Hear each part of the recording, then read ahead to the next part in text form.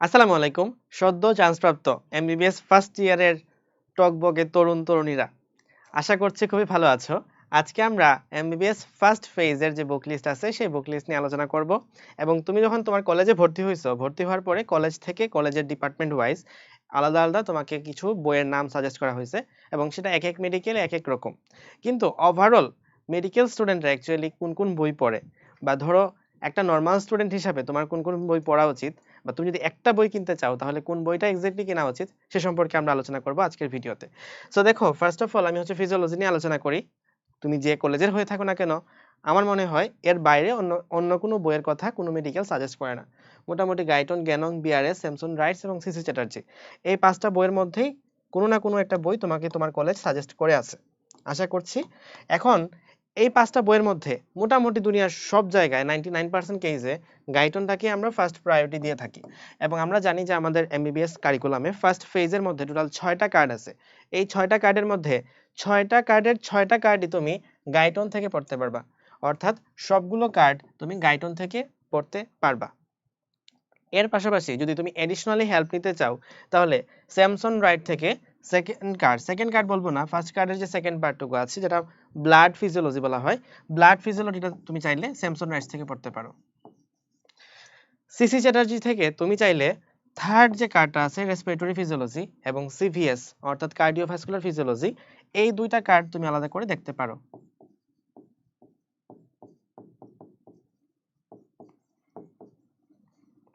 এটা হচ্ছে গাইটন পড়ার পরে, গাইটনের উপরে কিছু নাই। ওকে, এখন আসো যদি বিআরএস, বিআরএস কাদের জন্য? অনলি ফর অ্যাডভান্স স্টুডেন্ট, বা ধরো তোমার হচ্ছে গাইটনও পড়া হয়েছে বা এটসেট্রা, তুমি একটু নিজেকে পোস্ট গ্রাজুয়েশনের জন্য আগায় রাখতে চাও। সো আমি হচ্ছে আমার অনেক সিনিয়র থেকে শুনছি বা কলেজের টিচারও স্যার ম্যাডাম বলছেন যে বিআরএস ফিজিওলজি পড়লে তুমি হয়তো পরবর্তীতে যখন পোস্ট গ্রাজুয়েশনে যাবা তখন বেশ ভালো একটা বেনিফিট পাবা। সো এটা আমি এখানে রাখলাম। এর পাশাপাশি জ্ঞানংটা হচ্ছে আমাদের সেকেন্ড বই, মানে গাইটন পড়ার পরে কেউ যদি চায় যে না আমি হচ্ছে সেকেন্ড বই হিসাবে পড়তে চাই কিছু একটা, জ্ঞানং। এর বাইরে হয়তো তোমার কলেজ তোমাকে স্যাম বলিংহাম সাজেস্ট করতে পারে, যেটা আমি কোনোদিন পড়ি নাই। ওকে, তো গাইটন, জ্ঞান এবং থার্ড রাইটার হিসেবে হচ্ছে স্যাম বলিংহাম। সো এত কিছু আসলে পড়ার দিন শেষে সময় থাকে না। তুমি যদি একটা রাইটার পড়তে চাও তাহলে তোমার কোনটা পড়া উচিত? অবভিয়াসলি এখানে গাইটনটাই পড়া উচিত। এমন অনেকে জিজ্ঞেস করে ভাই বই পড়বো না গাইড পড়বো? এটা ডিপেন্ড করতেছে ম্যান টু ম্যান। তুমি যদি পরীক্ষার রেজাল্ট ভালো করতে চাও গাইড পড়া উচিত। আর তুমি যদি পরীক্ষার রেজাল্ট ভালো করার পাশাপাশি একটু নলেজও ভালো মতো গেইন করতে চাও সেক্ষেত্রে গাইটন পড়া উচিত। আরো বেশি ভালো নলেজ গেইন করার জন্য জ্ঞানং পড়া উচিত। আরো বেশি নলেজ গেইন করার জন্য স্যাম বলিংহাম পড়তে পারো। সো এতটুকু হয়তো তোমার সময় হবে না। সো তুমি যদি ফার্স্ট একটা জিনিস কিছু পড়তে চাও তাহলে সেটা হবে গাইড। এটা পড়ার পরে নেক্সট যদি কিছু পড়তে চাও তাহলে হবে জ্ঞান, গাইটন। আশা করছি ফিজিওলজিতে আমরা কি কি লাগবে এটা বুঝতে পারছি, মানে আমাদের কোন কোন বই লাগবে। এখন ধরো একটা আইটেম থেকে আমার এক্স্যাক্টলি কোন কোয়েশ্চেনগুলো শেখা লাগবে এইটাও তো বোঝা উচিত। তো তুমি চাইলে আমাদের ডক্টর ওয়ালার যে ফার্স্ট ফেজের এমবিবিএস কোয়েশ্চেন ব্যাংক আছে, তুমি চাইলে আমাদের ফার্স্ট ফেজের কোয়েশ্চেন ব্যাংকটা কিনতে পারো। এন্ড এখানে তুমি কোয়েশ্চেন ব্যাংকের মধ্যে কি কি কোয়েশ্চেন এক্স্যাক্টলি তোমার পরীক্ষার জন্য লাগবে সবগুলো কোয়েশ্চেন কিন্তু একসাথে পেয়ে যাবে। এরপরে যাও আমরা নেক্সট বায়োকেমিস্ট্রিতে যাই। বায়োকেমিস্ট্রিতে একটা অবিসংবাদিত বই আছে যে বইটা পড়লে আমাদের সবকিছু হয়ে যায়, সেটা হচ্ছে আমাদের এবিসি। এবং বায়োকেমিস্ট্রিতে আসলে এবিসি পড়লে তোমার আলাদা করে গাইড পড়ারও প্রয়োজন পড়ে না। গাইডে অনেক আনসার থাকে, বিভিন্ন বই থেকে মিলাই দেয়, কিন্তু আলটিমেটলি সেটা এবিসির সাথে ম্যাচ করে না। তুমি অলওয়েজ প্রায়োরিটি দিবা এবিসি কে। বাট কিছু কিছু কলেজ আছে যেখানে হচ্ছে এবিসি কে অত বেশি প্রায়োরিটাইজ করা হয় না। তো এখন দেখো, আমরা যদি বলি ইন্টারন্যাশনাল স্ট্যান্ডার্ড অনুসারে তোমার কলেজ হয়তো তোমাকে সাজেস্ট করছে হার্পার, লিপিনকট এবং এলানগো, এই তিনটা বই সাজেস্ট করতে পারার কথা তোমার কলেজ। এখন তুমি এই তিনটা বইয়ের মধ্যে মোটামুটি লিপিনকটটা তাও পড়া যায়, মোটামুটি পড়া যায়, কিন্তু হারপারটা আসলে এক্সেসিভ লেভেলের হয়ে যায়, মানে এক্সেস লেভেলে। কেউ যদি হারপারের নলেজগুলো কিরকম এটা জানতে চাও তাহলে হয়তো ইউটিউবে আমার এনজাইমের উপর একটা ক্লাস আছে যেটা আমি হারপার বেসড নিছি, হারপার এবং এবিসি বেসড।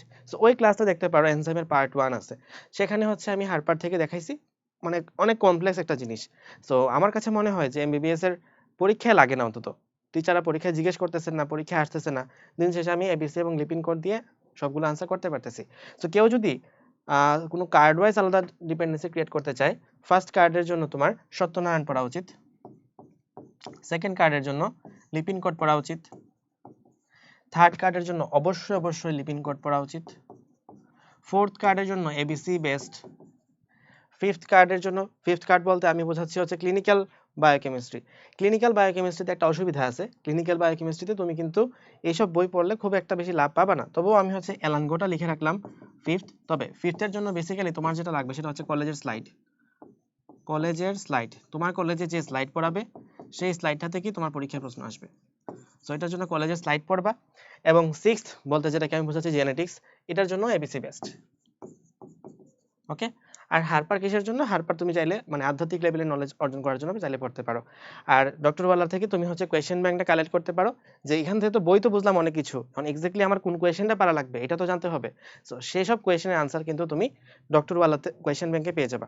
কেন কোন আনসার নাই, আনসারটা তুমি বই থেকে খুঁজে বের করবা, কিন্তু এক্স্যাক্টলি আমার কোন কোয়েশ্চেনটা পারা লাগবে এটা জানতে হবে। সো তখন তুমি ডক্টর ওয়ালার কোয়েশ্চেন ব্যাংক থেকে হেল্প নিতে পারো। নেক্সটে যাব, বিশাল বইয়ের লিস্ট, সেটা হচ্ছে আমাদের অ্যানাটমি। অ্যানাটমির মধ্যে দেখো এতক্ষণ পর্যন্ত যা দেখাইছি তার 2-3 গুণ বই শুধু অ্যানাটমিতে আছে।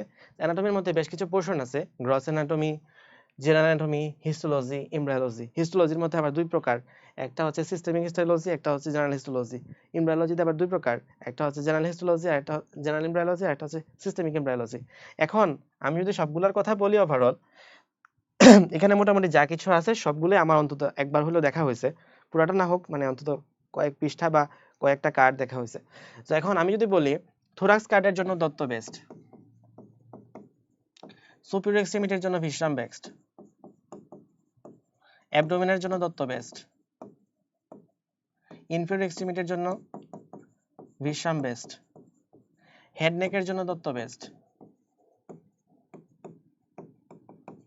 স্নেলের জন্য হচ্ছে কি বলে মানে 6 যেটা আছে নিউরো অ্যানাটমির জন্য স্নেল বেস্ট, কিন্তু অত বেশি সময় আসলে পাওয়া যায় না, বেশিরভাগ ক্ষেত্রে স্টুডেন্ট ফ্রেন্ডলি হয়ে থাকে বিশ্রামটা। তো তুমি চাইলে নিউরো অ্যানাটমি বিশ্রাম থেকেও পড়তে পারো।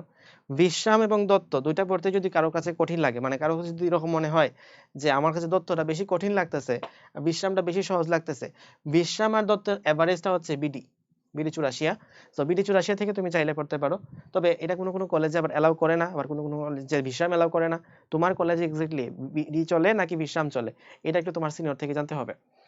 এর পাশাপাশি এখানে আছে মোর, লাস্ট এবং গ্রে। কেউ যদি চায় যে তাইলে পড়তে পারে, কিন্তু অত বেশি ইম্পর্টেন্ট না। এখন একজনের যদি নলেজের কিউরিওসিটি থাকে then you can go for that. তো এখান থেকে হচ্ছে মোর অ্যানাটমিতে বেশ ভালো ছবি আছে, লাস্ট অ্যানাটমি থেকেও সেম কথা, গ্রেস অ্যানাটমি থেকেও সেম কথা। তবে গ্রেস অ্যানাটমি যদি পড়ো তাহলে হচ্ছে স্টুডেন্টটা পড়ে লাভ নাই, স্টুডেন্টের পড়ার চেয়ে দত্ত পড়া অনেক গুণ বেটার। পড়লে হচ্ছে গ্রেস অ্যানাটমি যেটা অরিজিনাল সেটা পড়তে হবে, অনেক বিশাল বই, কিন্তু স্টুডেন্ট অ্যানাটমি মানে গ্রেস স্টুডেন্ট অ্যানাটমি কিনে কোনো লাভ নাই। তারপরে যাও, জেনারেল অ্যানাটমির মধ্যে আছে দত্ত এবং বিশ্রাম। তোমার যেটা পছন্দ হয় সেটা, আমার কাছে বিশ্রামের ভাষা সুন্দর হয়, বাট আমি কিনছি হচ্ছে দত্ত, এই জন্য পরে আর একদিনও পড়ি নাই, ফালাই দিছিলাম। তো বিশ্রামটা হচ্ছে তুলনামূলকভাবে সুন্দর ভাষায় লেখা আছে। হিস্টোলজির মধ্যে এখানে এতগুলা বই আছে, তার মধ্যে আমার কাছে সবচেয়ে ভালো লাগছে হচ্ছে রস। রস পড়লে এক্স্যাক্টলি বোঝা যায় যে হিস্টোলজি জিনিসটা কিরকম, কিন্তু দুঃখের বিষয় হলো রস বিশাল বড়, এতটুকু পড়ার মতো সময় তুমি মেডিকেল লাইফে পাবা না। এই জন্য হচ্ছে আমি বেশি দিন পড়তে পারি নাই, অল্প কিছু বই পৃষ্ঠা পড়ছিলাম। তবে যতদিন পড়ছি অন্তত হিস্টোলজি বুঝছি। তো চাইলে তুমি এটা পড়তে পারো। তবে মেইন বই হচ্ছে তোমার এখানে জানকুইরা। এখন কথা হচ্ছে এই দুইটা পড়লে তুমি পরীক্ষায় ফেল করবা শিওর। তোমার পরীক্ষায় যদি পারতে হয় তাহলে পড়তে হবে হচ্ছে সেলিম রেজা, কারণ সেলিম রেজাতে কোয়েশ্চেন কি আছে আনসার কি আছে এটা দেওয়া আছে, সুন্দর মতো সাজানো আছে। আর জানকুইরা এবং রস পড়লে তুমি বুঝবা না যে পরীক্ষায় আসলে কি আসবে। তো এটা তুমি তুমি পড়ো শুধু এই দুইটা, তুমি 100% ফেল। ডিফিউরো থেকে হচ্ছে চিত্র দেখতে পারো, ফিগারগুলো বেশ সুন্দর করে এখানে দেওয়া আছে। তো যারা হচ্ছে হিস্টোলজির ছবি টবি বুঝো না, চাইলে ফিগার এখান থেকে দেখতে পারো। আর এমব্রায়োলজির মধ্যে এখানে আমাদের কি আছে, আচ্ছা এখানে হচ্ছে আমাদের 4টা বইয়ের পাশাপাশি আমাদের কলেজের মোস্তফা কামাল স্যার, স্যার হচ্ছে আমাদের অ্যানাটমি বিভাগীয় প্রধান ঢাকা মেডিকেল কলেজে, স্যারের একটা বই আছে, এই বইটাই আমরা অনেক ক্ষেত্রে পড়ছি। তো ওই বইটাও তুমি হেল্প নিতে পারো। আর এমব্রায়োলজিতে চন্দনা ম্যাডাম, বিশ্রাম সিং আর হচ্ছে ল্যাংম্যান। এখান থেকে একদম তাত্ত্বিকভাবে বলা যায় যে ল্যাংম্যানের বইটা হচ্ছে বেস্ট, কিন্তু ল্যাংম্যানের বইটা আমাদের লেভেলে পড়ার মতো উপযোগী না। এখানে অনেক বেশি ডিটেলসে আছে, বা অনেক ক্ষেত্রে অনেক কিছু অল্প কথায় বেশি কথা লিখে ফেলছে, যেটা মানে ধরো এই কথার সারমর্ম কি এটা বুঝতে আমার অনেক সময় লেগে যায়। এর চেয়ে ভালো একটা বই হচ্ছে চন্দনা ম্যাডামের বই, যেটা হচ্ছে আমি পড়ছি এবং আমি আমার পাশে অনেককে পড়তে দেখছি, বিশ্রাম সিং।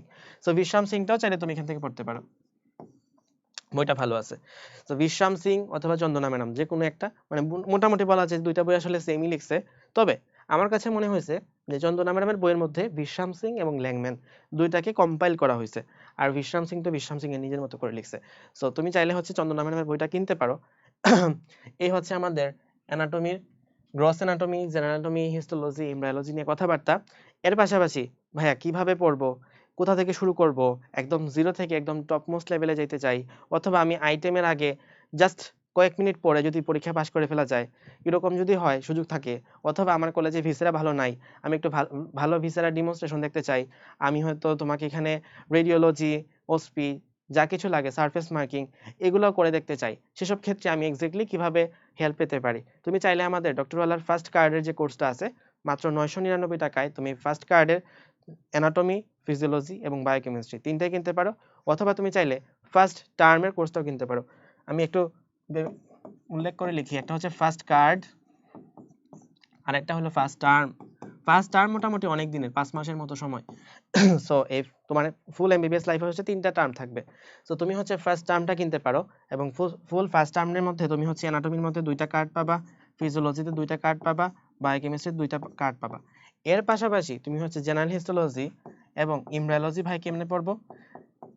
জেনারেল হিস্টোলজি এবং এমব্রায়োলজি আমার ইউটিউবে অলরেডি ফ্রি করা আছে, তো তুমি চাইলে হচ্ছে জেনারেল হিস্টোলজি এবং এমব্রায়োলজি এখান থেকে পড়তে পারবা।